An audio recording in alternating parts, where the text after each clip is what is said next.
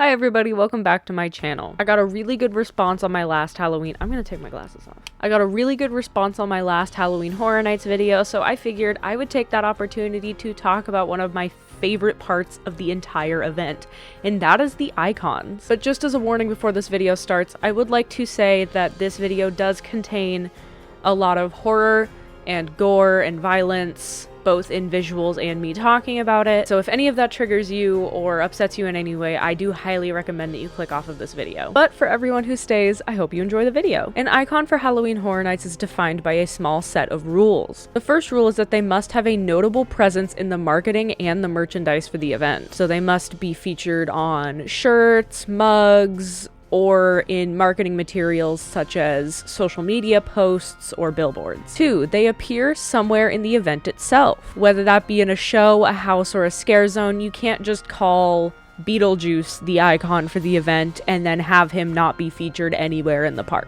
3, they either have a house or a scare zone. They can't just have a show, they have to at least have house or a scare zone. For example, Bill and Ted and the cast of Rocky Horror Picture Show do not count as icons. Number 4, they have a backstory. This is not required, but it is appreciated. Number 5, they are part of the story of the overall event. And number 6, they have some presence beyond one haunted house or one scare zone. An example of that would be like Fear and how he has been controlling the event for years. There are a lot of characters who are considered to be icons. Jack the Clown, the Caretaker, the Director, the Storyteller, Bloody Mary, the Usher, Lady Luck, Chance, and Bone are all considered to be icons of the event. There have also been a number of borrowed icons. The Crypt Keeper and Imhotep were featured in the 90s, but there were even characters before that. The Universal Classic Monsters and Beetlejuice were selected by Adaru, the god of fear, to present the Fright Nights events, and they were predominantly featured in the Dungeon of Terror maze. But in honor of him returning for the 30th anniversary of the event, the icon we're going to be talking about today is Jack Schmidt, aka Jack the Clown. And if people actually like this video, maybe I'll do more videos talking about the other icon. But for right now, let's talk about Jack. In the late 1800s, at the Shady Brook Rest Home and Sanitarium, John Jack Schmidt and his brother Eddie were born. Jack was a carnival performer. He loved to entertain children with his pranks. He worked alongside Dr. Oddfellow, who owned the Carnival of Thrills. He had escaped his highly abusive family to run away and join the carnival, leaving his younger brother Eddie behind. But what resided beneath the grease paint covered facade was a twisted murderer. Jack was actually wanted for the abduction and murder of several small children in the southern United States. The police and FBI soon figured out a pattern that kept leading them closer and closer to the Carnival of Thrills. On Halloween night in the fall of 1920, the police had finally gotten closer to finding Jack. Afraid of being arrested and punished for his unspeakable crimes, Jack revealed his dark and grisly secret to Dr. Oddfellow, hopeful that the doctor would show him mercy and conceal him from the police. That, unfortunately, was not the case. Like at all. In fact, Dr. Oddfellow was also on the run from the police, and Jack bringing them closer to the carnival frustrated him. He admonished him for potentially bringing down the entire carnival, and asked Jack to show him what he had done with the bodies of the children that he had murdered. Jack revealed the bodies of 13 children that he had kept in 3 small trunks in his traveling coach. In response, the doctor swiftly had Jack murdered and kept his body in the House of Horrors along with the bodies of the 13 children. Years and years later, Dr. Oddfellow sold the entire carnival to vendors across the United States, including the House of Horrors. 60 years later, it's the fall of 1980, and a crew from the BBC was documenting the Great Dark Rides of America. Journeying through the eastern seaboard, they searched far and wide looking for abandoned and forgotten carnival rides. On their hunt, they stumbled across the House of Horrors in a Louisiana junkyard almost fully intact. After receiving permission to access the inside of the attraction, they pried open the doors and stepped inside. The smell of decaying, decomposing bodies filled the room. As they traveled deeper and deeper into the building, the smell seemingly got stronger until they stumbled upon a large box. The letters J-A-C-K on each side. The cameraman steadied his camera so that it was focused on the host of the show. The host investigated the box, coming across a large crank on the side of it. He began to turn it, pushing through the first bit of resistance. After a few more turns, the crank began to freely rotate, and a loud, clanking melody played as the host continued to turn. The crank stopped turning abruptly, the music ceasing along with it. The host turned it a few more times before the crank began to move on its own, the light from the camera dying along with it. Suddenly and horrifyingly, the decaying and rotted body of Jack sprung forth from the box. After the police did an investigation, the bodies of Jack and the 13 children were sent to a nearby Louisiana coroner's office for further investigation. During transit, though, the van carrying Jack and his box disappeared into the swamp in a freak accident. Later that week, the bodies of the BBC cameraman and the host were found as the victims of a gruesome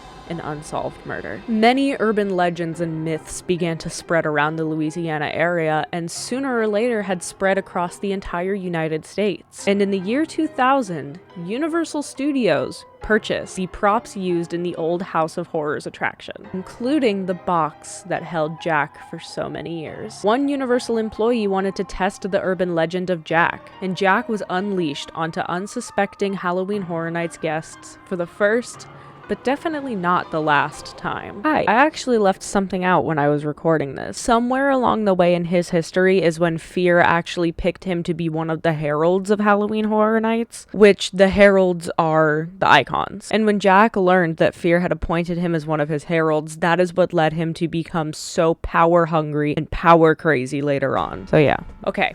Now that we've gone through the backstory of Jack, let's actually discuss his presence in the event as a whole. Jack has appeared in 3 out of 4 of the Halloween Horror Nights events, making him and the director the only icons to do so. Jack's first appearance at the event was in the year 2000. Not afraid of the dark? You don't know Jack.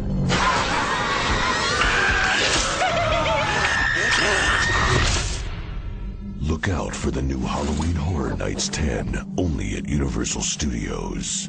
He was featured in one maze called Fear House, and he had his very own show called Jacked Up.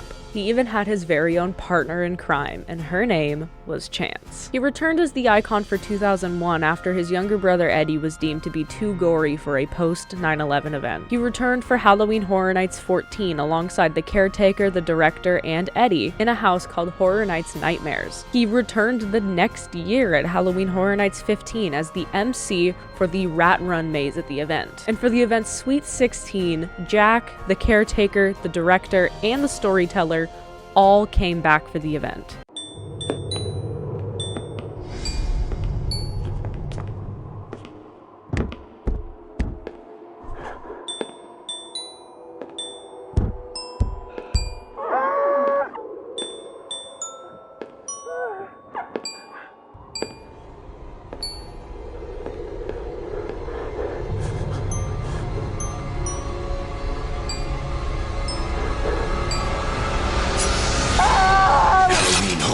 Turn 16. 4 of the most horrifying figures return to Universal Studios for a Halloween homecoming you won't want to miss. Come, celebrate the nightmare. He was featured in the haunted house, Psychoscarapy, Maximum Madness. For the 17th year, Jack's backstory was added onto. In Halloween Horror Nights Carnival of Carnage, he had become the ringmaster of a traveling circus after he murdered the very man who had betrayed him years ago, Dr. Oddfellow. You think you know me? You don't know Jack! He stole the Doctor's Cane of Souls and made the carnival his very own Carnival of Carnage. He traveled all across the United States looking for the most horrifying characters and people to join his carnival. You know who he found? Recognize these guys. Freddy. Jason. Leatherface. Hurry, hurry, hurry!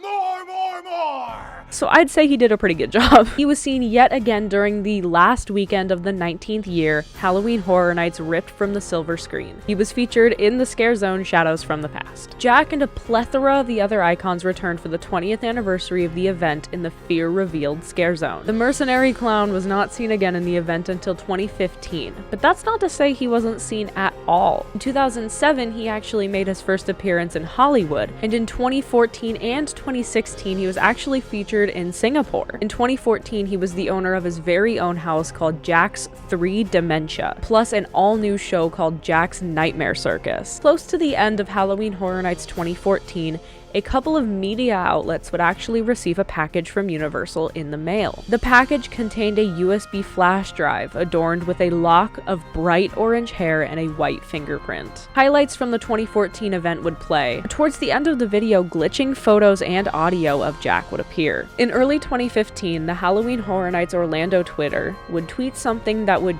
change the event for 2015. It was a simple date, May 19th, 2015. Universal Studios Orlando uploaded a video onto their YouTube channel.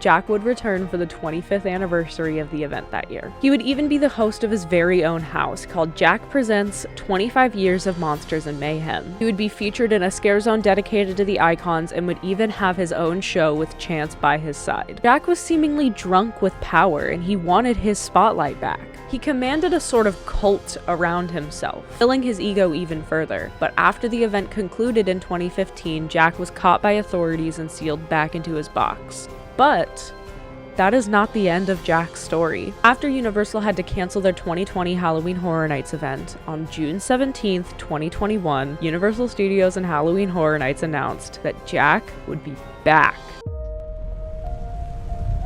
Some say he's the one behind every scream. Some say he only comes out every few years. And some say he's closer than you think. To mark the event's 30th year, Jack is back at Universal's Halloween Horror Nights. And this year, he's everywhere. In a haunted house, in the dark where you least expect. But the one place he's sure to be is... in your nightmares.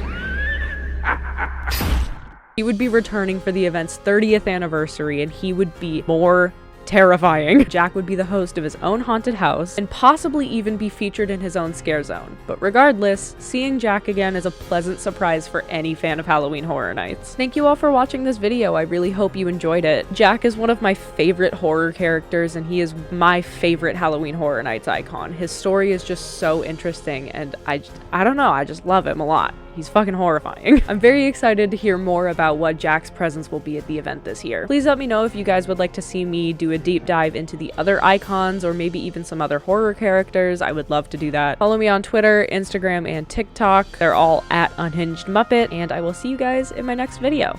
Bye.